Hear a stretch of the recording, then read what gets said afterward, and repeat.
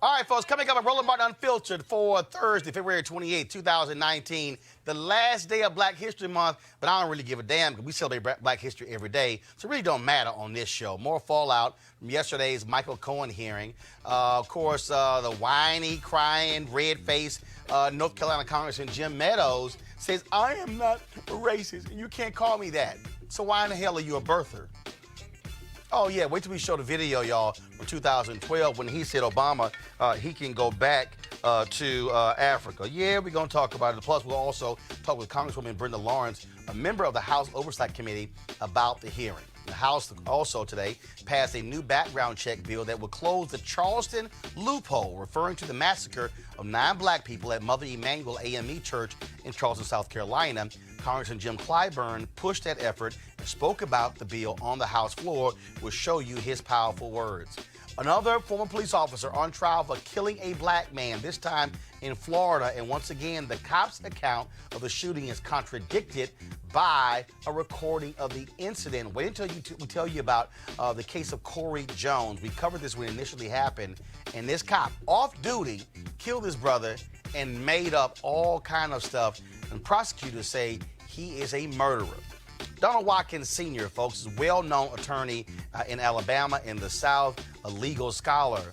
But he is fighting for his life. Him and his son are on trial as we speak in Atlanta for wire fraud and bilking millions from various people. Charles Barkley testified today saying that he gave them $6.15 million and has lost it all. AL.com journalist Roy Johnson was in the courtroom today. He's going to join us live to tell us exactly the background of this case. And folks, you will be stunned.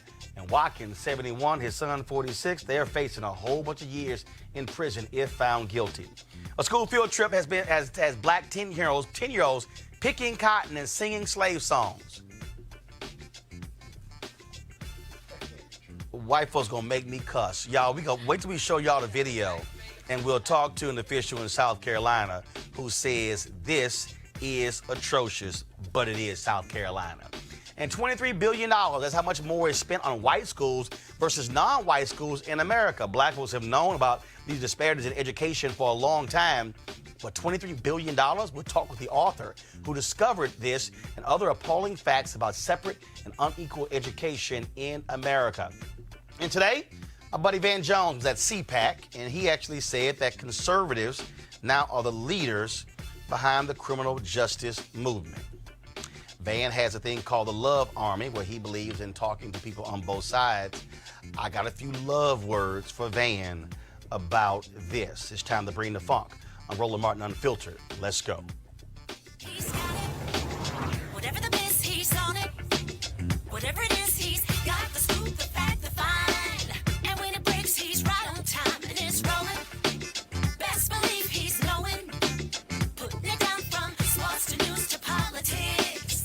With entertainment just for kicks, he's rolling. It's on go, roll, y'all. It's Roland Martin, yeah.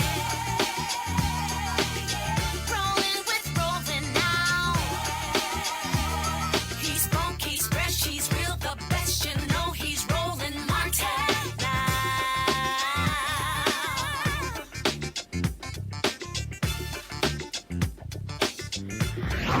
Martin. Folks, Congressman Elijah Cummings, the chair of the House Oversight Committee, says he may be calling current Donald Trump organization executives and the children of Donald Trump to testify before his committee. When they do, they will paint a very damaging portrait of Trump or take the fifth. Not a good look either way. Of course, all of this was as a result of yesterday's testimony of Trump's former lawyer, Michael Cohen, who pretty much put him on blast and talked about his illegal ways and how he has run the organization and even the criminal acts he is actually engaged in as president. Yesterday was lots of drama, or even yet Congressman Mark Meadows of North Carolina, bringing out basically his black lawn jockey, Linda Patton, Trump's black friend, who's a party planner, who's now an executive in HUD, to basically prove he isn't racist. Well, that didn't sit too well with Congresswoman Brenda Lawrence of Detroit. Here's what she said yesterday. I just want to put on the record as being a Black American and having endured the public comments of racism from the sitting president. As being a Black person, I can only imagine what's being said in private. And to prop up one member of our entire race of Black people and say that that nullifies that is totally insulting. And in this environment of expecting a president to be inclusive and to look at his administration speaks volume. Joining us right now, Brenda Lawrence from Capitol Hill. Congresswoman, how you doing? We're not, folks, we can't hear her, so let me know when we have her audio. Now talk again. Hello, how are you? There we go. All right, then. Okay. There we go. So, first of all, yesterday was pretty crazy. You had little crying Mark Meadows. You had, of course, him, like I said, with a lawn jockey, Lynn Patton. That's what it looked like, her standing right next to him as the Black prop. And you and the other Black members of that committee were not happy at all with what transpired yesterday. You know, I when it was happening, I was sitting there saying, is this really happening? Did that just happen? And no one said anything as if it was normal. And so I was really, I couldn't hold it in. And someone told me, I've had a few of my white friends call me and said, we don't like being called a racist. I said, well, don't do racist things. The fact that you could bring a single Black person and use her as a prop. We have never, since I've been in Congress, and all the times that I've been following congressional hearings, I've never seen a human being used as a prop. That was inappropriate. It did not meet our rules. And then to say because her father was from Alabama, then therefore she's an expert on race relations, and because if she speaks, it is. I just had such a hard time stomaching that. And so my grandmother used to tell me something. She said, as a Black woman in America, Brenda, you're going to spend the majority of your life forgiving people and educating people when it comes to racism. And I just hope that that was a teachable moment for that body. And I'm so many people have responded, so I don't think I was the only one that felt that way. Also, we also dealt with Republicans refusing to deal with the acts of Donald Trump. They wanted to basically tear apart Michael Cohen, which I totally get. But this is the same guy who was the attorney for Donald Trump all of these years. And so they didn't care about the illegal acts. They didn't care about all the lying. They wanted to say, Michael Cohen, you're a liar. But yeah, but a liar was working for a liar, and the liar he worked for had him lying to protect him. Yes.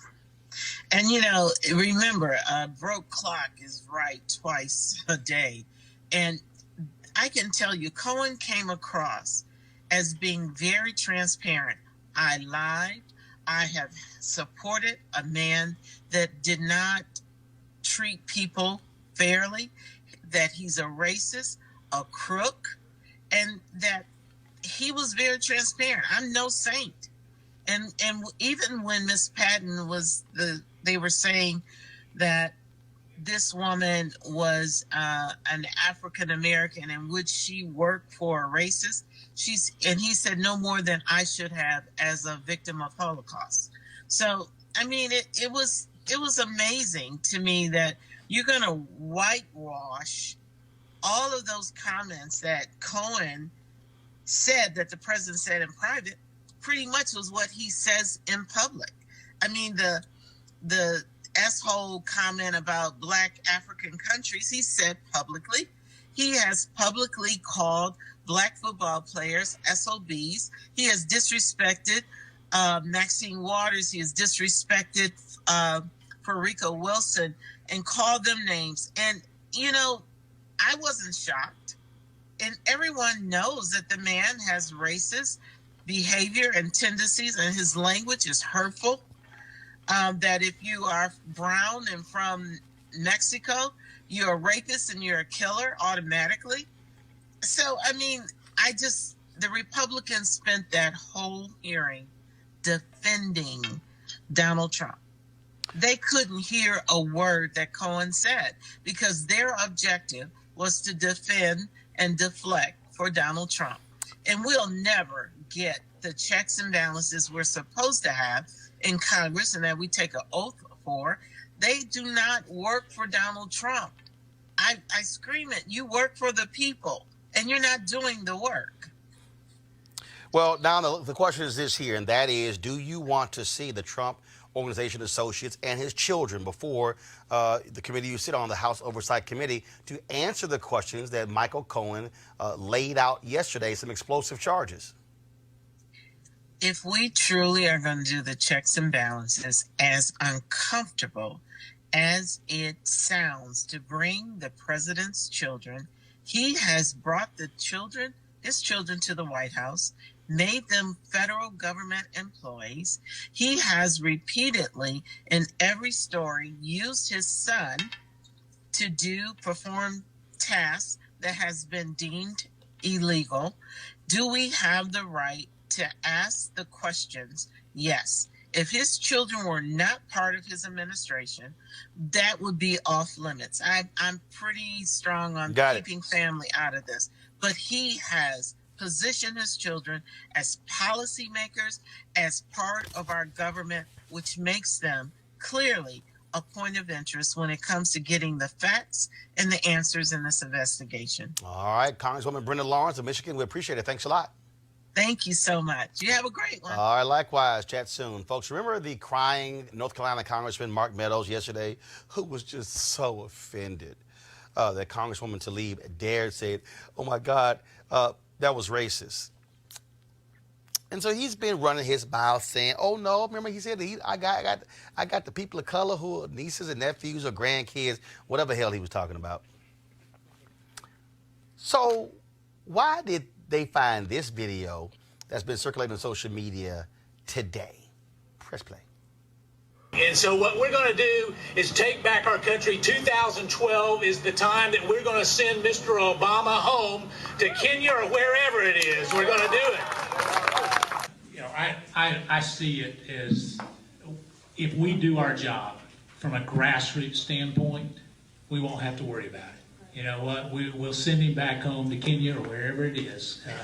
You know, we'll send him back home. Send him back home to Kenya. Now, he claimed he was not racist. And then, of course, he was asked about that today. And he said, well, you know, that stuff did not necessarily make me a racist. Really? I'm trying to understand. How is it that that did not make you a racist? I mean, because remember, you were literally saying send him back to Kenya. I'm just trying to understand what is his point. Let's talk to our panel. Erica Savage Wilson, creator and host of Savage Politics. Dr. Julian Malveaux, economist, president emerita of Benedict College. A. Scott Bolden, former chair, National Bar Association, Political Action Committee. Erica, I'll start with you. I mean, it's real simple. He can go back to Kenya wherever he's from. Quite.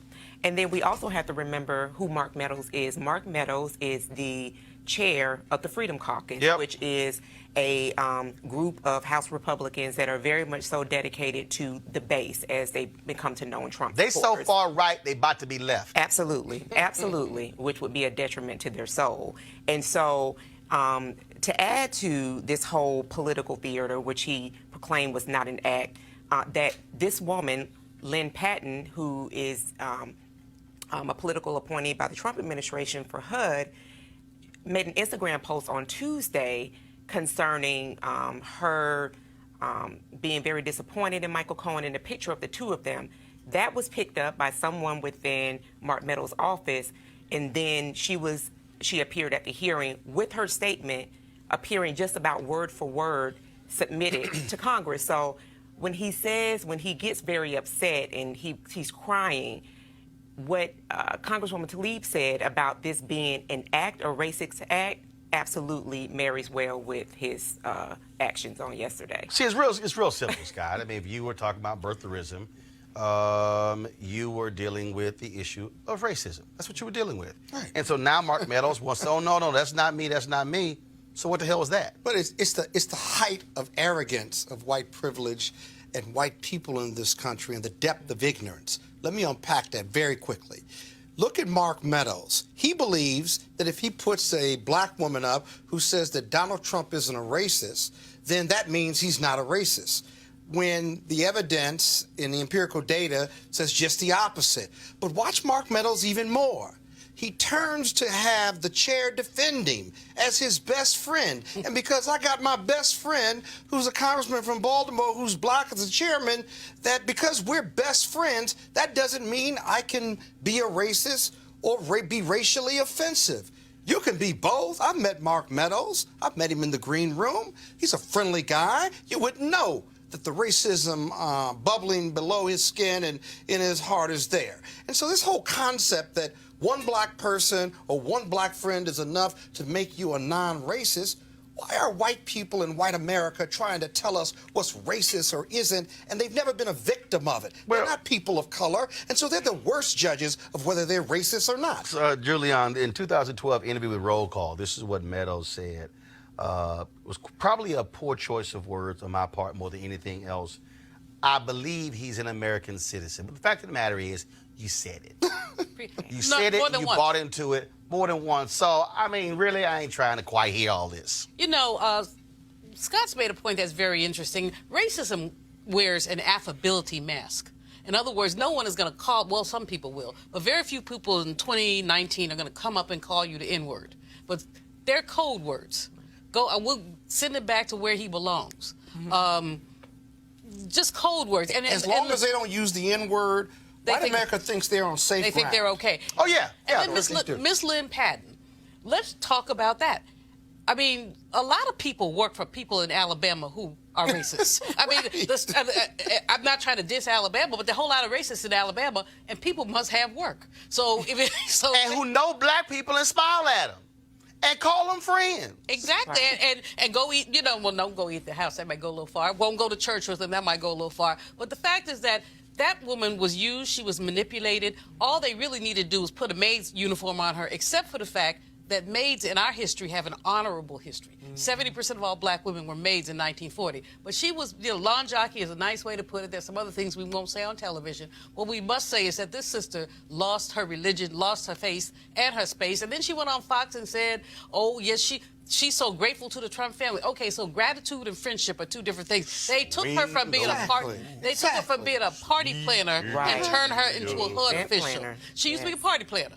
And now she's a HUD official. And so, yes, she owes them a lot. But she should not owe them racial loyalty. She owes them personal loyalty. But you can be all that and still be racist. And here's the piece. I didn't say that they couldn't. Mark Meadows, another piece is Mark Meadows offered no comment today to USA Today when it came to his birtherism video. And it's the same way. I don't give, what's her name, who can't speak English barely, the First Lady. Because she's also a birther. She went on television, Melania Trump, with birtherism. And Donald Trump, to this day, has not apologized to the Obamas for his birtherism. And so I ain't letting none of y'all slide on birtherism. So maybe Melania should go back somewhere? Hell, I don't know what. No, she need to go back to 2012 and damn issue apology today. Because again, this whole deal is like, we should. Whatever country she. No, what I'm saying is Melania. The reality is he's from here, she not. There you go, born here. And the bottom line is that was operating on the issue of race, and that's what birtherism was. And so she hasn't apologized, Trump hasn't apologized, and Mark Meadows ain't letting you off the hook either. So you can sit here and cry, you be all red-faced and be all offended. I don't give a damn. And in fact, you wanted to retract the comments from the record there, but we got video of you, so I'll gladly wait to hear what you got to say next. Talk about the issue of race. Let's deal with Charleston, South Carolina. Of course, remember 9 black people were killed at Emmanuel AME Church. Well, today the House passed a bill that might have prevented that massacre of 9 folks by that racist white supremacist Dylan Roof. Now, of course, it took place in 2015. Under the current law, if the required background check for a gun purchase is not completed in 3 days, the buyer gets the gun. The bipartisan bill will increase the wait period to 10 days. Opponents of the bill didn't want to inconvenience gun buyers. Oh, really? South Carolina Congressman Jim Clyburn, who is the majority whip in the House, spoke in support of the bill on the House floor yesterday. Emmanuel AME, of course, is in his congressional district. Welcome into our capital today, Ms. and her two daughters. There are the wife and children of Reverend Clemente Pinckney, who, along with 8 of his Bible study parishioners, lost his life to a demented white supremacist who said that he was interested in starting a race war. He entered their church, participated in the Bible study, which they welcomed him into. And as they closed their study that evening and prayed for what they had experienced and for their next meeting, this gentleman, while their eyes were closed, opened his and slaughtered them. I find it interesting that my colleague has talked about the inconvenience of waiting longer than 3 days to purchase a weapon without mentioning those poor souls. This was a hate crime of the first order. And we are saying we should not inconvenience him. And we did not inconvenience him. We allowed him to get that gun after 3 days, when it was around the 5th day that they found the glitch in the system and found him to be ineligible to own a gun.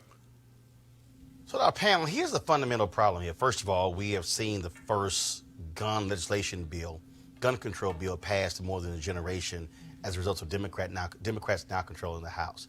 And if you look at those numbers, you now have Democrats who used to be in these, middle of the road, center right leaning districts who are also voting for this. And the bottom line here, Scott, how the hell can you make an argument you can't wait 3 days? Because you can make an argument I can't make that argument if I'm in a red state or red district. Actually, you can. Because damn it, you can wait 3 days. You can, but they won't then.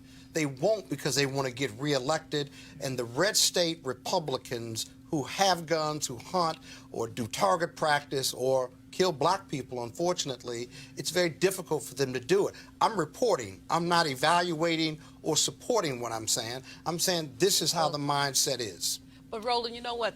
Between the Parkland young people and the presence of Lucy McBath on that Congress, you have impetus for this kind of legislation. So, if you already have a gun... What happens when it goes back to the Senate then? Well, I'm not talking about the Senate. Okay. Although you're absolutely right, the Senate is probably going to nix it. But what we see is basically momentum building to say every fool who wants a gun cannot have a gun right now. No one is saying you can't have a gun. Right. You just can't have a gun right now. As Congressman Clyburn said, what if they had waited the 5 days?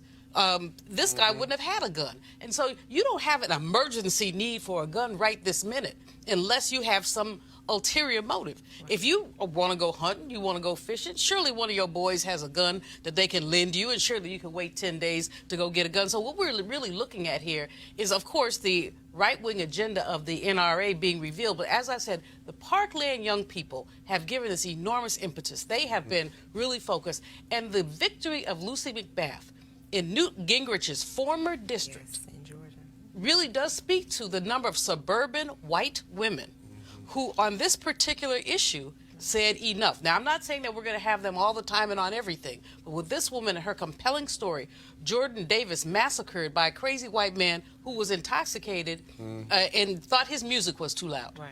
Now, if I got shot every time my music was too loud, y'all will be having many, many eulogies. But Erica, this is where we stand, though, and this is the fundamental problem, is that what these folks have done is they have scared people to death in terms of you should support any type of issue when it comes to getting guns. And I'm sorry, you can wait 3 damn days. You can wait. I mean, it's all kind of stuff in our society that you got to wait for. I think you can wait for 3 days to get a gun. Oh, absolutely. You can't get your passport right away. Right. You gotta wait. And that don't even take a week. Erica, no, wait, no, Erica, go. And so then to your point also, and then we also see how the Second Amendment continues to be drudged up, and of course the NRA with their powerful lobbying efforts backed by Russians continue to influence and push a narrative that waiting longer than the 3 days, which I think that they believe that that's too long, but the 10-day period would really allow for law enforcement and all these different agencies to do proper checks and balances, because had that been done, it would have been picked up that Dylan Roof had a drug charge and he was thereby ineligible to purchase a weapon. What you're seeing now, absolutely because of Parkland, because of Santa Fe in Texas, because of Sandy Hook, you're also seeing white folks finally get some damn courage on this. And I'm saying that, Scott, for a reason, because, no. I'm saying this because, again, the problem is when you talk about this notion of gun control, the reality is, and the Parkland students said it, the Parkland students have said that because they are young and white, they have been able to move this needle more than people of color. They said it. Yeah, that's true, and I hope you're right. Don't get me No, wrong. I am. I hope you're right. I am. To be the case, you may believe you're right. I am. Look at Lucy Macbeth's district, right? It was a very, very close race, notwithstanding everything you said and notwithstanding everything she said, right? So this whole idea that the country's moving, wait till that bill gets to the Senate, right? Well, no. When it gets to the Senate, if it passes, you can convince me of that. No. Is there progress? Sure, there's progress. First of all, But this isn't a movement yet. No. Hold on. One second. We can't ignore the reality that the Democrats added 40 seats in the House, and gun control was a part of that equation. I agree. Now, the Senate, of course, you still have Republicans in control of that. Yes, they are now about to see their lobbying effort, but we can't still act as if the numbers have not shifted, because we've actually seen a dramatic shift in the last 20 years towards more gun control, even from NRA members. Those numbers haven't. Let me just point out. We've always had the numbers that said we want smart gun control. Scott, there's a difference between 51% and 70%. That's my point. Well, I don't think that's the 20% gap. I think those numbers, you want smart gun control, are you for gun control?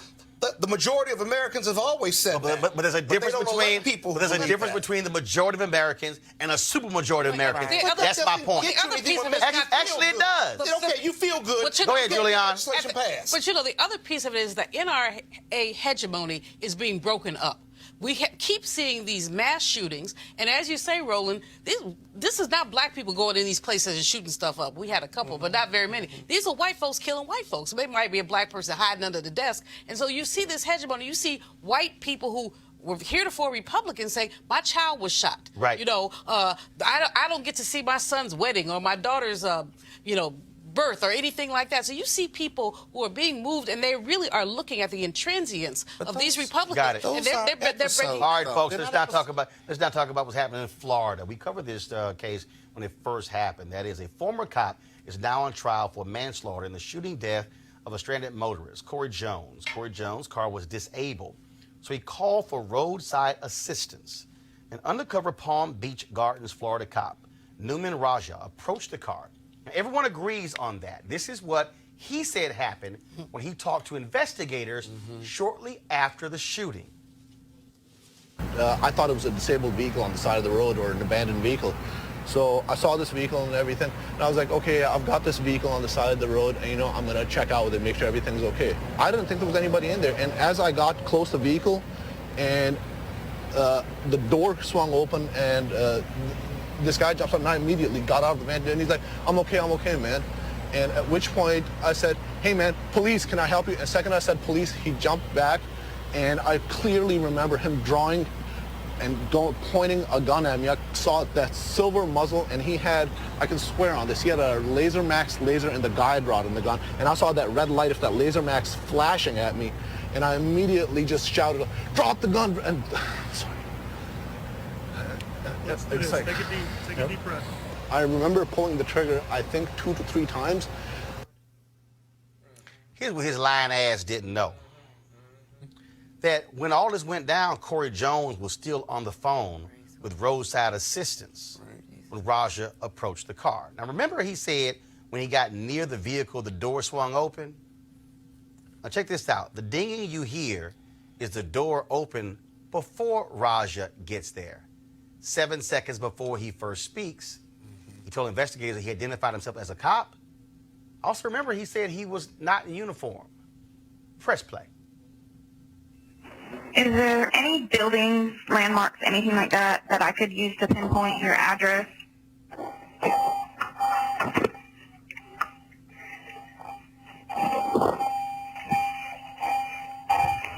Huh? I'm good. I'm good. Yeah.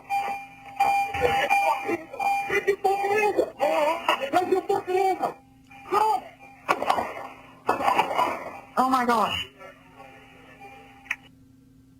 Corey Jones was a musician who had his expensive drum set in the car. He'd just come back from choir rehearsal. His family said he had a gun to protect his property. And at 3 o'clock in the morning, when an unidentified white guy comes up on you, yeah, you might pull out your damn gun.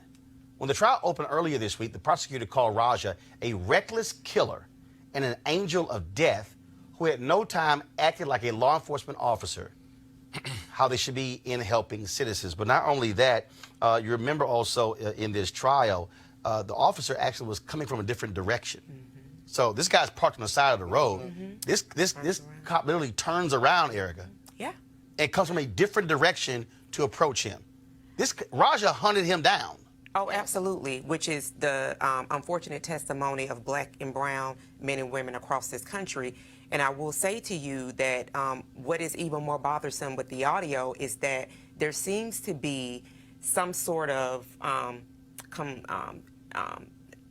just real comfortableness with law enforcement engaging black and brown folks using expletives. The way that he initially described that encounter to say that, you know, sir, how can I help you? Very diplomatic, the way that you would expect someone who operates off of taxpayer dollars, who serve the people to engage, that wasn't it. So he literally raised his voice. He provoked them. It seems as though he got himself hyped up so that the execution that he was about to commit would then be justified in his own mind. It still doesn't make practical sense.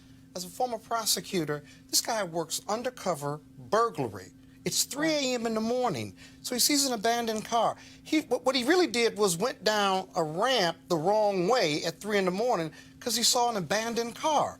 Now, you see an abandoned car, I'm undercover, I work burglary, it's 3 a.m., what am I, bored? Right. So I'm going to go out of my way to do this. You see that somebody's in there, right? You clearly don't identify yourself, so now it's mano a mano, right?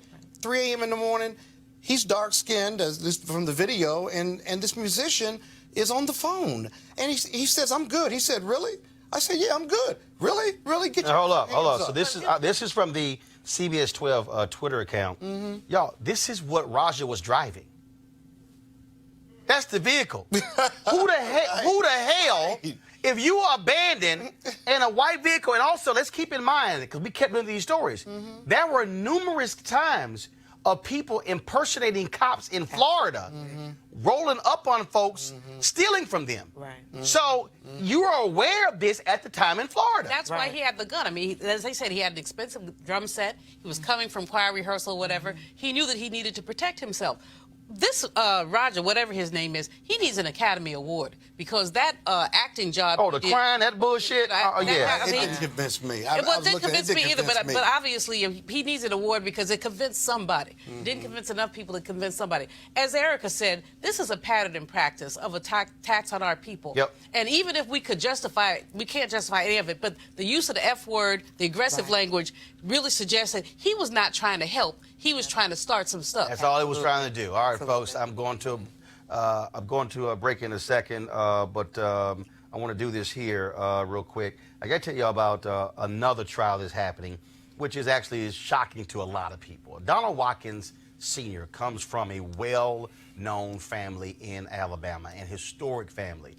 His father, Levi Watkins, Sr. He was longtime president of Alabama State University. Donald Watkins Sr., a prominent attorney there, not only with his law firm, but also owning other businesses. His brother, the late Levi Watkins Jr., a historic heart surgeon at Johns Hopkins University. In fact, he and another doctor became the first to install a defibrillator in someone's chest. And so I met Levi Watkins, amazing guy, died 4 years ago.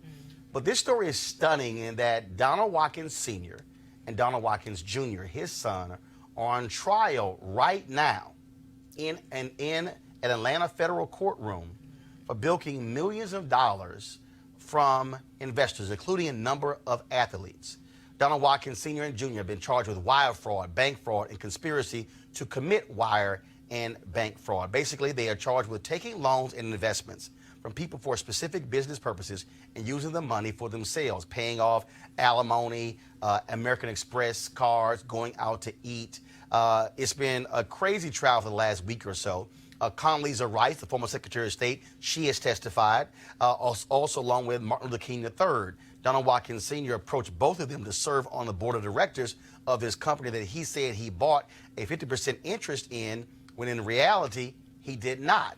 The family still maintained that he was simply managing those assets. Today, though, the big witness was Charles Barkley, of course, the Hall of Famer.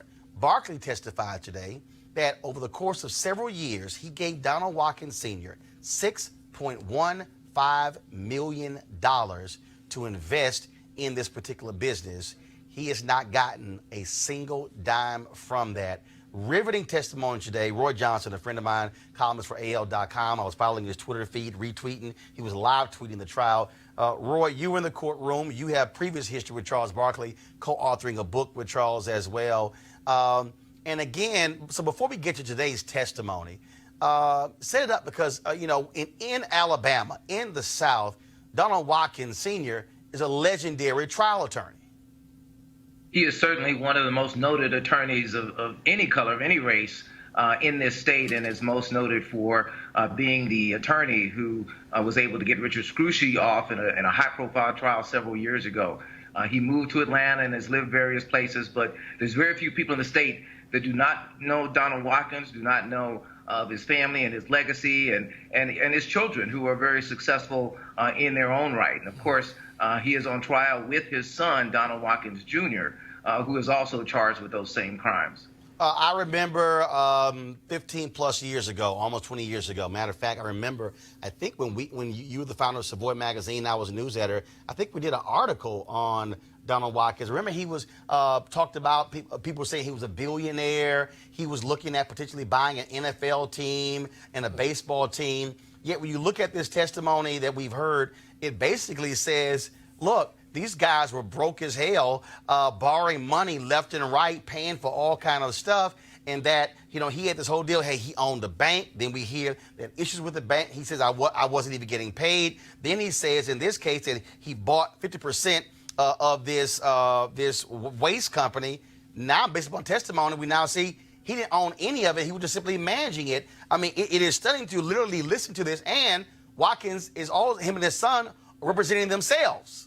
I guess they don't have any money for an attorney. This house of cards unravel publicly in this trial. As you mentioned, details of some of the charges on an American Express card that was paid in part with Barkley's money. We saw Hermes, and also saw charges to a communications company that went to pay for billboards to advertise Donald Watkins Jr.'s State Farm Insurance company. Just all kinds of crazy items that Barkley said he in no way would have approved. And as you said, it's just peeking behind the curtain of what many thought was a man who was worth billions. Even Charles testified to that today, that he thought his net worth was in the billions. He was a powerful, well-known attorney who, as you mentioned, was talked about buying the Minnesota Twins and building a new stadium, talked about buying part of what was then the St. Louis Rams. So Donald Watkins has been front and foremost in some powerful circles for many, many years. And that was part of the sell. That was part of the draw, which lured a lot of these African-American athletes to invest with him, as well as also, I think, being a prominent African-American. I mean, certainly athletes are often criticized for not doing business with other African Americans, for not hiring them, and perhaps not investing with them. Here's a case where I think he leveraged that relationship to perhaps get them to believe in him perhaps a little bit more than they should have, and certainly to not do due diligence. Charles testified today that he never read any of the papers that Watkins would send him, papers that he had his financial advisor sign agreements to loan money to Donald Watkins Sr. and his company that, for purchasing portions of that company. Today he said he was shocked, mad, and disappointed, but mostly mad at the things he was hearing as they were reading emails showing American Express charges and talking about the things that are alleging the things that Donald Watkins Sr. paid for. What was it like sitting in the courtroom seeing Donald Watkins Sr. and Donald Watkins Jr. cross-examining Charles Barkley about them essentially stealing $6 million from him? I mean, it had to be surreal, them talking in a third person when there are emails that's showing where, hey, can we get another loan from Charles? Can we get this? Can we get that? That had to be crazy. Well, every attorney you speak with will tell you that anyone who represents himself as a fool for a client, you're sitting there and it's almost like an episode of Tyler Perry's Have and Have Nots. I mean, the drama could not have been more scripted. And as you mentioned the word surreal, that was something that I tweeted today and texted with various friends. It was odd to just watch Donald Watkins and Donald Watkins Jr. Represent themselves and defend themselves and ask questions that, to many observers, perhaps dug the hole deeper for them. Of course, it's up to a jury to decide exactly between what they heard and what they're going to believe. But yes, it's very odd when you see anyone representing themselves, particularly in a trial that is as scintillating as this and revealing as this, and surprising and shocking to many. Last question for you. Also, a former Birmingham mayor, Richard Arrington, has been given immunity in this trial. He also has testified. Surely black folks in Birmingham, in Atlanta, in Alabama, have to be shocked and stunned because they really look toward Donald Watkins as being a major, major success story. They're shocked, stunned, and a little saddened. Anytime someone that you believe is a success, someone who is building on a legacy of their family, anytime you see that pulled back and shown that perhaps it was all a fraud, that is disappointing. And certainly to have the former mayor, the first black mayor in Birmingham history involved, he testified that he gave loans. He loaned almost $1 million to Donald Watkins and did it through Al-America Bank, which was the bank that Watkins founded. And it's just very disappointing and saddened that someone of that ilk, that historical figure, was brought into this. He was given immunity in order to testify, and he was one of the first to talk about how he was used in this scheme. And so we'll certainly see over the next few days, perhaps even tomorrow as we have closing arguments, how this is going to turn out. So closing arguments are tomorrow? Well, they're close. They had a few more witnesses this afternoon, so I think now they'll allow the defense to put up witnesses, so we'll see how many witnesses Donald Watkins and Donald Watkins Jr. Bring forth. But we expect that there will probably be closing arguments, not so much tomorrow, but maybe early next week. All right, then. Roy Johnson, we sure appreciate it. Thanks a lot. We'll quickly go to our panel here. Scott, first you. Again, National Bar Association, Donald Watkins is very well known. I mean, can't get much better than Donald Watkins. Considered one of the, top premier. Yeah, and to be 71 on trial, and when you read the details of this, with the emails and the money spent and the money for alimony and for the girlfriend, and she says she got taken for $600,000 over a period of time. I mean, it's crazy. Premier lawyer who just happens to be black. By the way, not a great black lawyer, but an incredible lawyer who happens to be black. The stealing gets good after a while, and the more you get away with it, the more better it gets, if I can say that, more better. Okay, but let me just say this. This is what's striking about this is that it's not only they're defending themselves, but what's striking is it's a simple case to prove by the SEC and the government. You take the income, the bank statements, you compare them to what the money was spent, you look at the agreements, and then you look at the testimony of people who have never been paid back, the lack of ownership, you match them up, and it's just like a pathway to the top, right? So it's going to be pretty simple. Very sad, though. Yep. Julianne, you want to make a comment? Yeah, I really did. This guy is legendary. He's absolutely legendary. But one wonders what role. I was reading some of the stuff, and he's tried to play the race card in some of this. He's talked about how some white people who had stolen money had not been prosecuted. Irrelevant. But he's been. I agree with you. Here's the deal. Irrelevant. It's not just Barkley. Damon Stoudemire, former NBA player, his wife testified more than $1 million. Another brother who was the first Sierra Leone football player, $1 million. I mean, so this is black people ripping these off are black people. folks, and that's what I want to and say. And they tried it in Sierra Leone. They tried. No, they ripped off a developing country. Sierra Leone, a developing country, offered to build something over there. So no, all I'm saying is that we have to look at this very, very cynically, very cynically, and say stealing is stealing. It has no racial lens. Erica, real quick. Oh, and it's just a bad day for Donald's. From Hanoi to Atlanta, it's a bad day for the Donald's. All right, folks, going to go to a break. When we come back, we're going to show you the video of some black kids in South Carolina picking cotton. Yeah, there's actually video that also got a commentary about Van Jones saying at CPAC today that conservatives are now leading the criminal justice reform movement. Nope. We'll be back on Roland Martin Unfiltered in just a moment.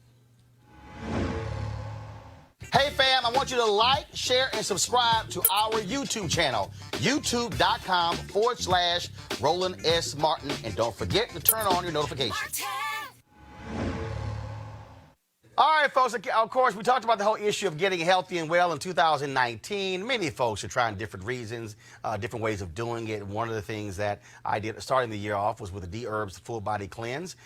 It was a great doing. It lasted 20 days, all fruit, nuts, and vegetables. And look, like I say, it was an easy way for me to be able to do it. A little tough the first few days, but also have a drink, a lot more water, all about getting stronger, getting healthier. And you have different reasons. Look, for me, it's all about getting ready for a golf season. That's what's important to me. I don't give a damn about the beach. And so I'm trying. Scott ain't got no golf game, so that's why he don't want to even have this conversation. Scott ain't got a beach game. You know that. Scott gonna wear that suit on the beach. All right, y'all. So out there, we want to deal with the toxicity, excessive eating, processed foods, fried foods, and all of that. What you can do is, of course, try the D-Herbs Full Body Cleanse. They have 27 different cleanses you can actually try as well. So we want you to do is, we want you to go to, folks, go to dherbs.com, dherbs.com. Use the promo code Roland when you check out. You can also call 1-866-D-Herbs, 1-866-4-D-Herbs, 1-866-4-D-Herbs. And again, use the promo code Roland.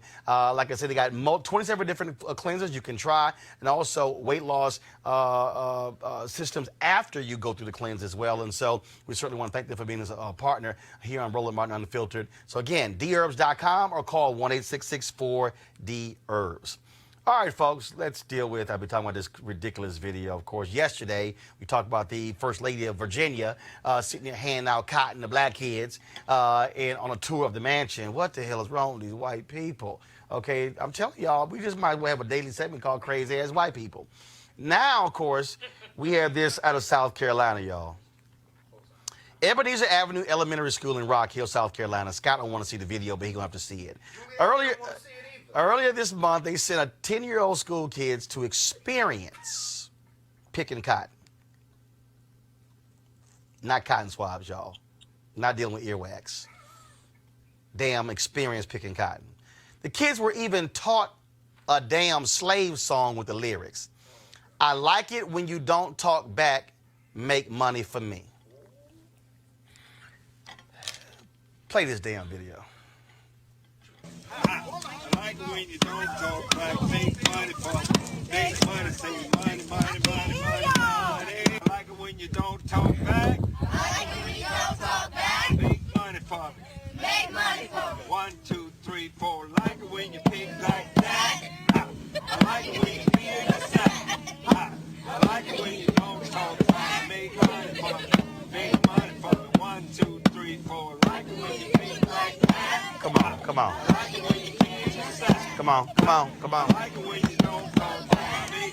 I can't watch that bullshit any longer. Parents at the school, no, because the people watching need to see it.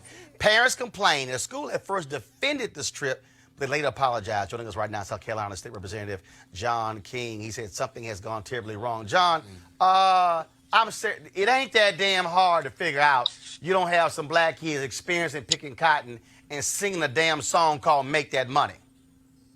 Well, you know what you're dealing with when you're dealing with South Carolina. Unfortunately, you know, I'm sad to even have to have this conversation, but it's a reality that this is something that happens not only in our school systems, but it's happening in the state capitol. And so this is a conversation that we're going to have to continue to have here in South Carolina because of the insensitive people that we elect and that we have running our school systems. So they defended it initially. They defended it. That is correct. But then did somebody figure, what the hell is wrong with y'all? And Roland, I am out of 13-member delegation in my county. I'm the only black and the only Democrat in the whole county. We are the fastest growing county and one of the fastest growing counties in South Carolina. And where this happened, it happened in my district. And I've been very vocal against it. I'm looking to other avenues. The sad part about it is at the end, the South Carolina NAACP has said nothing. Say what? The South Carolina NAACP has said nothing. Well, I'm gonna have to make a phone call to Derek Johnson, the national president. Okay, we'll do that as soon as the show's over. What's next? Have you and others have said never ever to any school district have a field trip like this? This has been, from my understanding, and I just found out about this when this happened and it was video, but this has been going on for years. I have put in a call with the superintendent. I planned on meeting with the superintendent, not only in that particular school district. We have 4 school districts in my county. 2 of them I represent. I'm going to have a conversation with to ensure that this never happens again, that we make sure that the parents know exactly what type of field trips they're signing their kids up for. Yep. That has not been told to family members as they sign these slips to allow their kids to go on field trips. Something else that I'm fighting in South Carolina is that our school districts, and I know that this is not something we're talking about, but they don't even observe Martin Luther King Day that we have made a state holiday and that is a national holiday. They use those days as makeup days, and I've been fighting it. I've been elected for 20 years, and I've been fighting that battle for the last 6 terms of my since I've been elected. All right, then. Well, look, we're going to keep, like I said, I'm going to make that phone call to Derek Johnson and certainly have them weigh in on that. Representative King, we appreciate it, man. Thanks a lot. Thank you, Roland. I appreciate you bringing some visibility to this issue that is happening here in South Carolina. I ask that you all look at how we elect judges in South Carolina and how black people who are the most qualified are not being appointed to judgeships, because we are one of the only states in South Carolina that appoint judges. And a few weeks ago, a white guy was appointed to the appellate court who had DUI charges, and you had a black lady who was the first ever elected in South Carolina on the judge as a judge who has 20 years of experience, who was denied the right to serve on the appellate court. And that's why we got our kids picking cotton to experience. Exactly. Representative King, we appreciate it. Thanks so much. Very much. All right, folks, real quick. Well, I need to understand. I wanted to ask, well, what is the educational justification, of having that kind of to thing? Experience cotton. No, there has to be the whole notion. There is none. I know it's South Carolina. So you can do whatever you want to do in South Carolina to our children? The government's public statement said something else. The government's public statement said that we are not about reading books, that we're about innovation, education, and being as creative and technologically advanced as possible. This was their answer. So this will go back to slavery. And so we don't advanced. just do classroom and books. We get our students out in the field. Right, in the field. You're right. And Erica, and here's the piece. Okay. But here's the piece, though. This is the same state, a woman who lost in the primary, who's I'm going to defend the Confederacy. Absolutely. And then she said, well, my family really didn't own that many slaves. And then when they went back and checked, they found that her family was one of the 10 largest slave owners in the whole damn state. For sure, because we built this country for free, literally. And the other thing is, in that video, which I definitely understand was very difficult to watch, that I made myself watch, you hear the white teacher saying, I can't hear you. Right. Like, say it louder. Like Negroes sing louder. Right. I'm telling y'all something right now. See, look, y'all y'all should be thankful I ain't got no damn kids. Cause I'm letting y'all know how that would have went down if my kids would. I'm just letting y'all know right now, cause I mean it would not have been. Protest. Let's just say wouldn't have been that congenial if that was the case. And so, but it's also a lesson. I gotta go ahead and say this right now. This is also a lesson to all y'all black folks watching. Y'all need to learn how to also tell your kids that if you are experiencing something foul like that, you will speak out, and I'm gonna deal with the repercussions later. They want to try to suspend you because what we cannot do is send our children to school and say, now, don't be disruptive. Not right. Don't act the fool in class. But if somebody gonna have a slave skit or have you experiencing cotton, that's when you say, baby, it's all right to go ahead and cuss your teacher out because that's just crazy. And I'm telling you, a whole bunch of us don't really press folk when it comes to that. I got another guess. I gotta go to that next story. But I'm just letting y'all know right now. Raise your kids right, because I'm just letting you know it would have been it would have been some furniture moving in that classroom. Just saying. I gotta go to a break. When we come back, we're gonna talk about this disparity. $23 billion between education for white kids and black kids. And also, a few words I got dealing with criminal justice reform. My man Van Jones spoke at CPAC, Conservative Political Action Committee, their conference today. Something wrong with Van. Didn't set me right. Van, you my man, but it didn't sit well with me. And I got some words for you that y'all need to hear. That's next on Roland Martin Unfiltered. You want to support Roland Martin Unfiltered? Be sure to join our Bring the Funk fan club. Every dollar that you give to us supports our daily digital show. There's only one daily digital show out here that keeps it black and keep it real as Roland Martin Unfiltered. Support the Roland Martin Unfiltered daily digital show by going to RolandMartinUnfiltered.com. Our goal is to get 20,000 of our fans contributing $50 each for the whole year. You can make this possible. Roland Martin.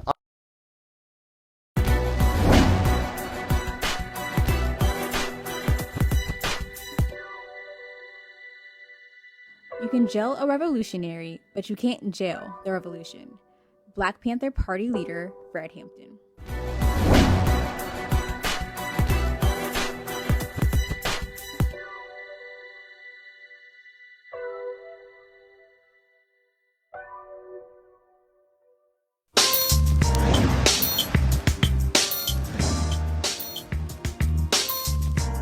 All right, y'all, HBCU Giving Day. The school of the HBCU is Bluefield State College. Bluefield State, of course, is in West Virginia. It is actually it's an HBCU, but it's predominantly white. And so you can support Bluefield State, bluefieldState.edu. All right, folks, calling all HBCU alumni, students, and leaders. Enter the Ford Motor Company HBCU Mobility Challenge and win $25,000 for your school. Building on their long-term support of HBCUs, Ford is looking to improve mobility in HBCU communities through innovative solutions. The winning program will receive a grant of up to $25,000 to implement the proposal. The deadline to apply is March 31st, 2019. We want you to go to FGB.Life, FGB.Life for more information and to apply. Ford goes further in our community, and we certainly appreciate Ford Cares being a partner here at Roland Martin Unfiltered. All right, folks, we talk about education a lot, not just colleges, but also what's happening in elementary school, middle school, and high school. And we know the whole issue when it comes to white schools and black schools. Well, a new study provides this real explanation. According to EdBuild, non-white school districts get $23 billion less than white districts, despite serving the same number of students. Now, let's break this thing down. Each mostly white school district spends $13,908 per student. Each mostly non-white district spends $11,982. Now you might say, oh, that's just only a couple $1,000. But the deficit, $2,226. But notice the white districts are above the national average and the non-white districts are well below. When EdBuild looked at the poorest school districts, the white districts spent $12,987, just below the national average. But in poor non-white districts, they spent $11,500 per student, way below the national average, a deficit of almost $1,500. Now, again, we talk about institutional racism, but this is an example of that. Here's the founder and CEO of EdBuild, Rebecca Sibilia, who joins us right now. Rebecca, these numbers are stark, and when you hear $23 billion, and then people go, oh, all our kids get the same education, this is proof that's a lie. Oh, it's an enormous amount of money. So when you think about $2,200 per student, what that amounts to in a classroom is $44,000. So imagine having the opportunity to provide $44,000 more in a salary to a teacher who's serving a primarily non-white school district or a primarily non-white classroom. Like, that is going to fundamentally change the game for a lot of students across the country. And when we talk about this, when we talk about funding, we're dealing with not just central office, but this goes to supplies, it goes to teachers, it goes to tutors, it goes to all other things that actually separates your high-performing schools and your low-performing schools. Yeah. I mean, one of the problems with the way that we fund schools is that it's a geographically focused funding system. So where you live is going to, in essence, dictate how much money your schools are going to receive. That's why we did this study in the first place. The whole point here is that school district funding represents the vestige of everything that we have done in terms of drawing borders around people. So everything from voting borders to housing borders, that is all being reflected in our school funding system because we fund schools based on property taxes and where people live. And so there's this kind of inherent and systemic issue that we have that we're just not fixing because we're allowing local communities to keep their own wealth. And so, one of the things that was striking in and of itself to us is that about half of all students in the country are attending a racially concentrated school district. There are about 12.8 million kids that are attending a racially concentrated non-white district and about 12.5 million kids attending a racially concentrated white district. That is half of the kids in the United States. We still have a very racially segregated community as it comes to our schools. When you add on top of that the fact that we're funding them based on geography, it is inherently a system that is stacked against not just non-white students, but also non-white students living in high poverty areas. So what's next? What do we do? How do we change this fundamental problem? So there was a court case that I'm sure that your panelists will know much better than I do, but it was called Milliken v. Bradley in the Supreme Court in 1974 that basically, from our perspective, reversed a lot of what Brown was intended to do. And so what Milliken v. Bradley said was that if there was a school district border that existed anywhere for any reason, that the United States Supreme Court didn't have the authority to mandate desegregation across that border. So what that did is that they made those borders then sacrosanct in terms of how we could sort students across our country. The first way to actually start to undo this problem is to separate the idea that the American people have, that the ability to self-govern your schools also means the ability to keep your own wealth. Those are two things that we have inherently linked for some reason in our education system that are two fundamentally different concepts that we can easily unlink. You can still run your own schools, you can still elect your own board and your superintendent, but you can share your wealth with your neighbors. So that's the first thing that we need to do, is just as a society understand that we've been conflating two issues that just don't match. I think the second thing is that we have to put pressure on the states to do what they're supposed to do, which is to guarantee the right to a quality education for all students in our country. And where there are funding disparities like this, they have to do a better job of filling in the difference. But when we're corralling 10,000 non-white students into one school district and we're allowing another school district to represent 1,500 white students, the non-white voices are simply being drowned out in the state legislature too. So this is really just kind of an inherently societal problem that we need to start fixing, and it starts with the idea that we need to be sharing our wealth. All right then. Well, we certainly appreciate it. Thank you for this study, and we'll keep pushing this issue. Thank you so much. All right, thanks a bunch. All right, folks, today the Conservative Political Action Committee opened their big conference here in the D.C. area, and Van Jones, of course, was there to talk about criminal justice reform. This was part of that conversation today. The conservative movement in this country, unfortunately from my point of view, is now the leader on this issue of reform, in that you look at Mississippi, a rock-ribbed, totally conservative former jailer is the governor there, Governor Bryant. Governor Bryant has cut the prison population and crime at the same time. Deal in Georgia cut the prison population and crime at the same time. Rick Perry cut the prison population, prison expenditures, and crime at the same time. Ohio, South Carolina, what you're seeing now are Republican governors being tough on the dollars, tough on crime, and shrinking prison populations and showing the rest of the country that it can be done. Now, my problem is I now have a conservative movement that for libertarian reasons, for Christian conservative reasons, and for fiscally conservative reasons, is actually doing a great job on what should be my issue. This is supposed to be my issue. You are stealing my issue. So,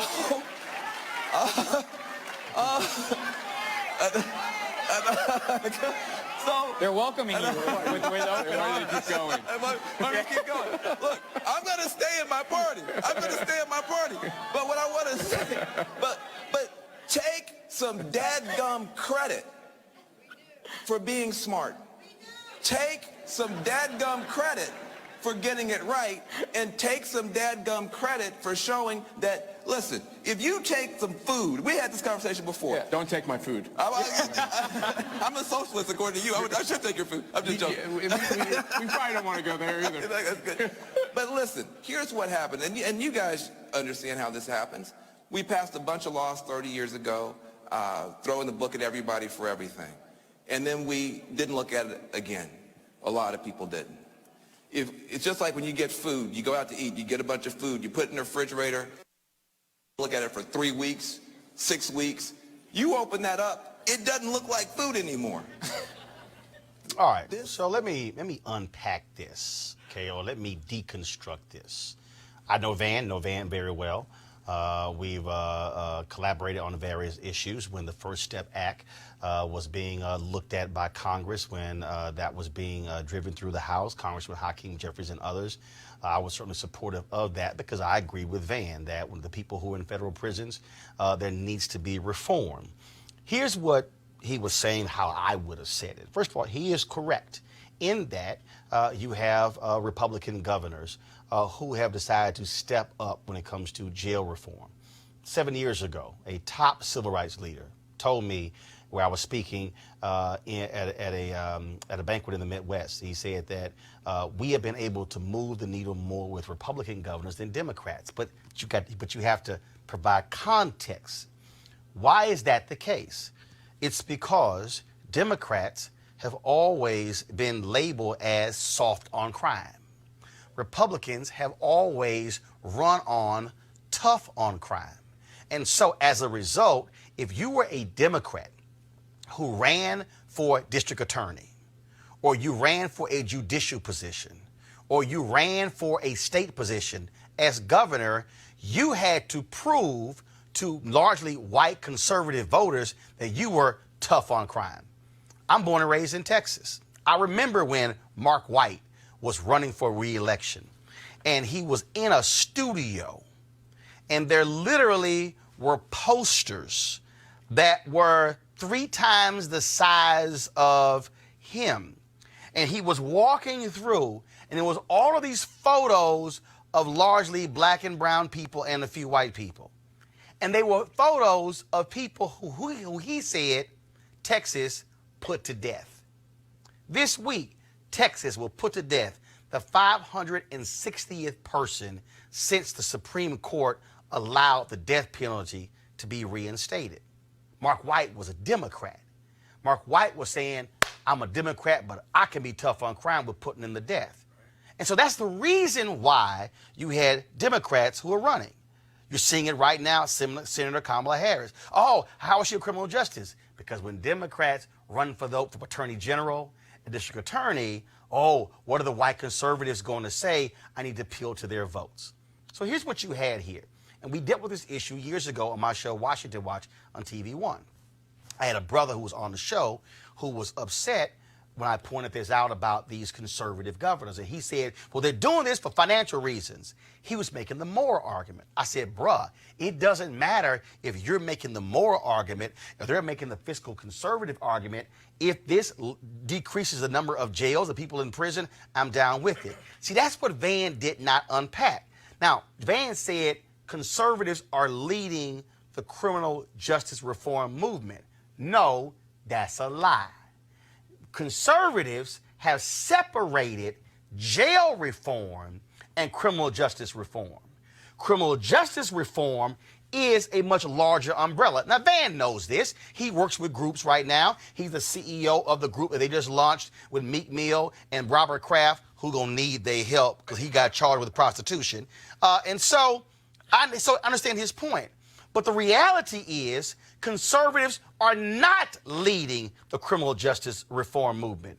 It is, in fact, progressives and liberals. It's black people and brown people who are actually leading the criminal justice reform movement. Because when you talk criminal justice reform, it's not just about jails and who is going to jail. It's also about the sentences that are being handed out in these state courts. It's about who the district attorneys are. It's about repealing the folks who are in jail on marijuana convictions. It's also about how we are dealing with suspensions in schools and the school-to-prison pipeline. Criminal justice reform cannot just be seen through the prism of jails. It's also bail reform. It's a much wider issue. And so when conservatives, when Republicans, as a national party, puts criminal justice reform in their plank, then we can talk about it. If you have more governors who go beyond just the fiscal reason for jail reform,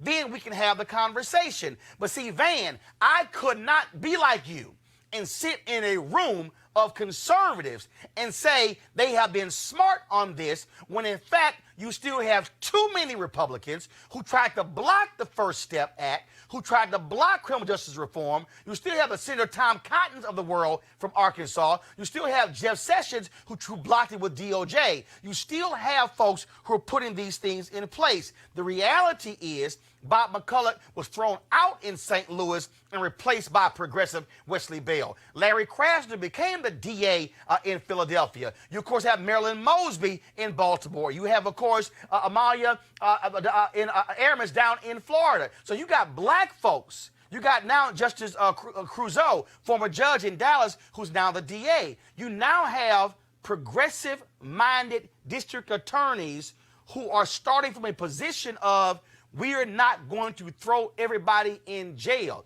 This is my issue, Van.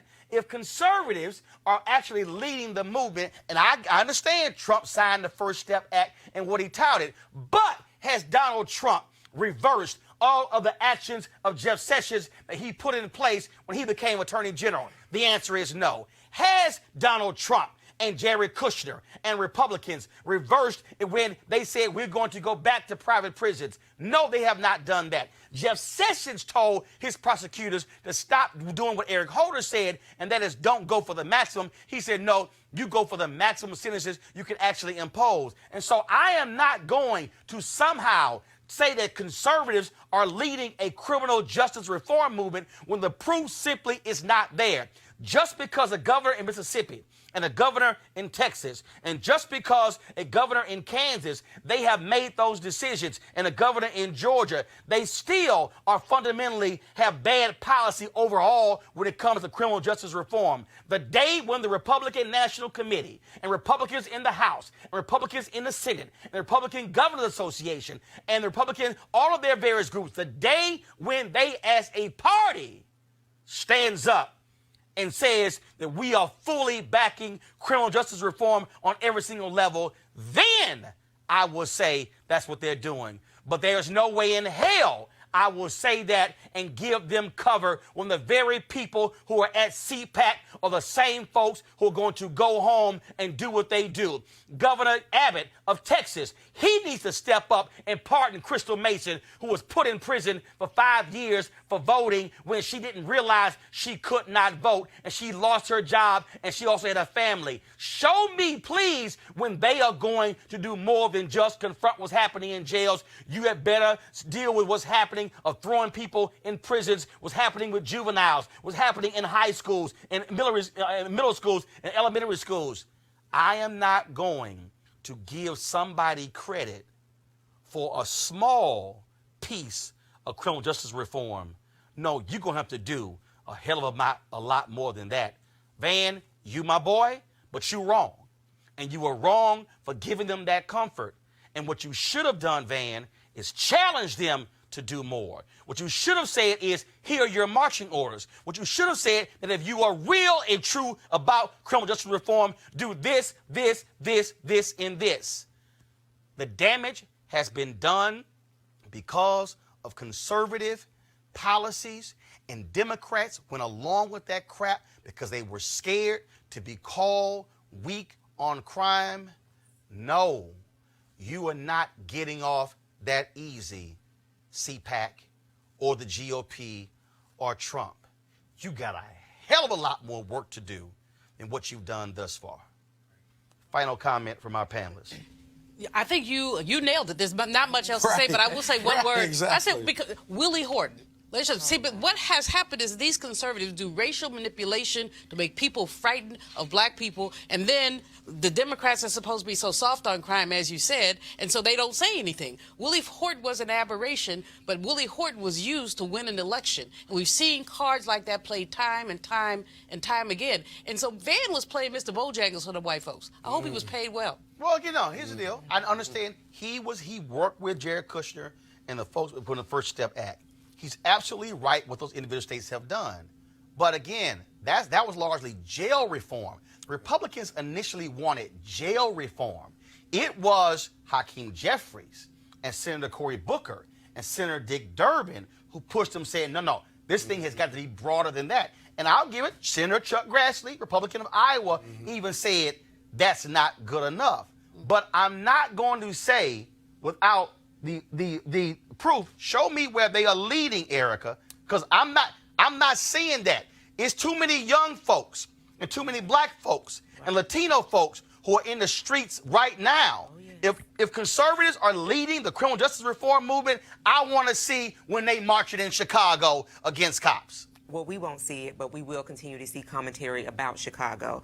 For that statement to be made next to Matt Schlapp, whose wife Mercedes Schlapp works in the White House, to crown conservatives, so to speak, as being kings and queens of criminal justice reform was irresponsible at the best. Scott? I'm still trying to figure out how you reduce prison population and reduce crime at the same time. Those statistics have to be checked. I'm not ready to crown them either, given their history. And I think you nailed it when you said, don't give them too much history. This was a financial decision, prison reform, and these private prisons that have been costing states all over this country millions and millions of dollars. And for what? To house these prisons and to build new prisons. And they used to argue that it was about the jobs, not about housing black and brown people. So I think there's even more unpacking to do, Roland. And again, I will give you credit where credit has been earned. Right. But I'm not going to say they are leading the criminal justice reform movement, because that is not what is going on. And that First Step Act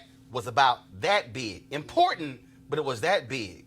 Remember, you had Democrats who wanted a much larger criminal justice reform bill. Republicans said, no, that's going a little too far. First Step just so we know. First Step represents about 5% of what needs to be done, about 5%. But also it's called the first step, which means, damn it, it's a second and a third. Show me where that bill is. Exactly. I was about to say, that's what I'm waiting where's on. that pending? That's what I'm waiting on. I'm waiting on. That's all I'm waiting on. And what are they going to do about the killing fields of Chicago? That's all I'm waiting on. No, I ain't going to use Chicago. What they going to do about fields of DC? What they going to do about all these different cities? Again, they are not leading the criminal justice reform movement. I'm not going to give folks that, but y'all can. Oh, no, you got an opportunity. Just legalize marijuana. Let's see if you do it. Let's see if you do it. All right, folks, we got to go. Here's the deal. Tomorrow, I've got meetings in New York. I'm not doing a show tomorrow. Monique Preston is going to be sitting in for me. We are going to be in Selma this weekend. So we're going to be live. So tomorrow we'll be talking to Reverend Jesse Jackson Sr. from Selma. And so on the show tomorrow. But in addition to that, after our show tomorrow, Mark Thompson, he's actually leading a town hall that's taking place there at a Baptist church in Selma. We're going to be live streaming that. We're going to be streaming events all weekend. This is the Jubilee there in Selma that commemorates Bloody Sunday. And so Sunday, we're going to have the commemorative march across the Selma Bridge. We'll be bringing that to you live as well. And so we want you to tune in, retweet it, share with people. And folks, this is why we want you to support Roland Martin Unfiltered, because the reality is this. There ain't no other show like this one on cable news, broadcast news, in the digital space as well. It's a bunch of people out there talking to a camera, but that's not called an actual show. And so we're actually covering the issues that matter to us and bringing news and information to you that are not being covered anywhere else. I'm going to be real clear. Obama not going to be in Selma this weekend. Trump not going to be there. So you know what that means? Mainstream media cameras will not be there. We're going to be bringing you black folks who are talking about the issues that we care about, looking forward to 2020. So we want you to watch all of our coverage this weekend. Do me a favor. Go to YouTube, go to Facebook, go to Periscope, set your live notifications so every time we go live, you get an alert. We also want you to support what we do. We want you to go to RolandMartinUnfiltered.com, join our Bring the Funk fan club. Next week, we're going to be telling you about some different discounts that you can get as a member. 20% off anybody who members of our Bring the Funk fan club for items that we're selling. I'm going to show you what those are going to be next week. And so that's why you want to join our Bring the Funk fan club. And so, folks, it was an absolutely great day. Erica, Scott, Juliana, I appreciate it. I want to thank all our guests as well. Folks, don't forget Amber Evans, the sister in Columbus, Ohio. She is still missing with her mom on yesterday. If you missed that interview, go to our YouTube channel to watch the interview. We got to find what happened to that sister, whether she's alive or unfortunately she's passed away. Her family wants her body returned home, and so we want to keep supporting that as well. And so I'll see you guys Monday, but don't forget, we still got a show tomorrow. And this weekend, we're also going to have our encore, my interview with Spike Lee. Of course, he won an Oscar for Black Klansman, but you ought to see the conversation we had before the movie came out. Y'all have a great one. RolandMartinUnfiltered.com. Join the fan club. Holla! That's your mark.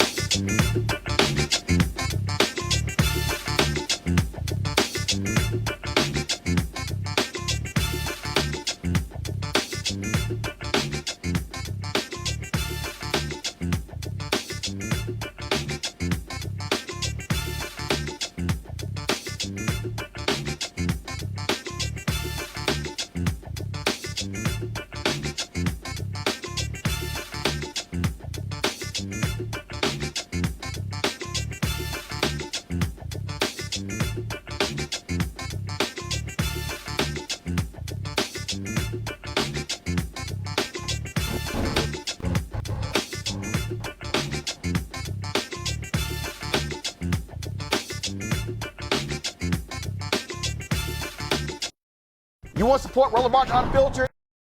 Be sure to join our Bring the Funk fan club. Every dollar that you give to us supports our daily digital show. There's only one daily digital show out here that keeps it black and keep it real as Roland Martin Unfiltered. Support the Roland Martin Unfiltered daily digital show by going to RolandMartinUnfiltered.com. Our goal is to get 20,000 of our fans contributing $50 each for the whole year. You can make this possible. RolandMartinUnfiltered.com.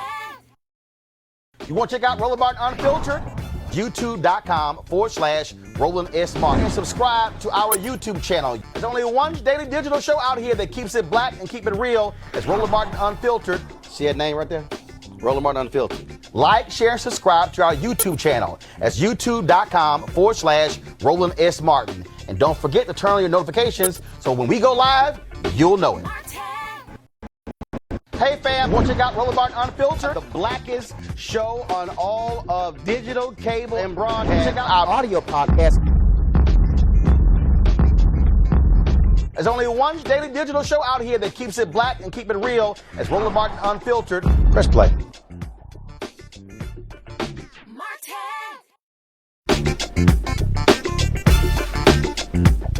Martin.